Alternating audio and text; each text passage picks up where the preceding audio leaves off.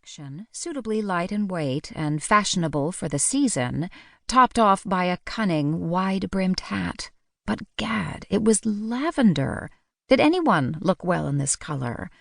"Darling!" Fiona had caught sight of me and raised a hand in greeting. A parasol matching the trim on her dress dangled from a loop on her wrist. Her path to me intersected with that of Sir Hugo Ridley, who, upon noting her destination, raised his hand in greeting and followed in her wake. She reached my side, bussed my cheek, then backed up to acknowledge our companion.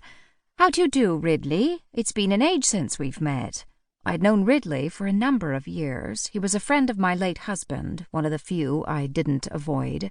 Like Reggie, he spent far too much time drinking, gambling, and generally wasting his life. The effects of his habits revealed themselves in the pallor of his skin, the slight paunch of his stomach, and the circles under his eyes. Unlike Reggie, he was devoted to his wife and could be amusing when he exerted himself. He gave us a nod. "Lady Harleigh, Lady Fiona, I'm surprised to find you both in town this late in summer. Does that mean you'll be attending our little soirée in honor of the Glorious 12th? The Glorious 12th referred to the 12th of August, the official start of the shooting season, when most members of the upper class returned to their estates to shoot various varieties of fowl until February. The Ridleys, however, were Londoners through and through and never left town. Instead, they held an annual gathering on the 12th for those who stayed. I've already sent my reply to Lady Ridley. My family and I will be delighted to attend." Ridley smiled and turned to Fiona. "As it happens, I'm on the eve of my departure to the country. Nash must shoot, you know," she said in reference to her husband. "In truth, I'd hoped to take Lady Harleigh with me." She thrust out her lower lip in a character of a childish pout. "Are you sure you won't come, Francis? Nash and I would love to have you." I caught her hand and gave it a squeeze. "Thank you for the invitation, Fiona, but that arrangement doesn't suit my house guests." I was dejected to have to decline her offer, but I could hardly accept her invitation and bring along 3 extra guests and my daughter and her nanny. Besides, my sister is determined to stay in town to be near Mr. Kendrick. "Young love," Ridley said. "Will they be making an announcement soon?" A footman in black livery stepped up to offer a tray of refreshments, beads of sweat visible on his forehead. Poor man.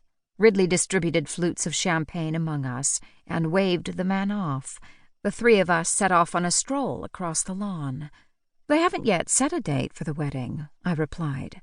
"I believe they'll wait until the fall to make any plans." Lily, my younger sister, had arrived from New York 3 months ago with the sole intention of finding and marrying a lord.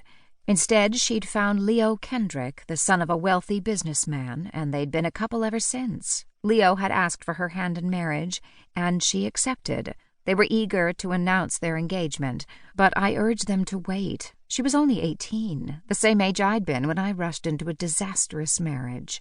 I had no objections to Leo, but I'd had no objections to my feckless, philandering husband at the time I'd married him either. The objections came later, and continued until the day he died in the bed of his lover. So, you see, I wasn't being obstructive. I simply wanted them to get to know one another before marriage. Fiona tutted. "She's going to marry the man at some point, Francis. This delay will make no difference. You do better to concentrate on your little protégée. She must be starving for entertainment." "If one is starving for entertainment in London, Lady Fiona, one has far too large an appetite." Sir Hugo raised his glass to emphasize his point. "I met the lovely Miss Deaver when you attended the theatre last week. She seemed to be enjoying herself."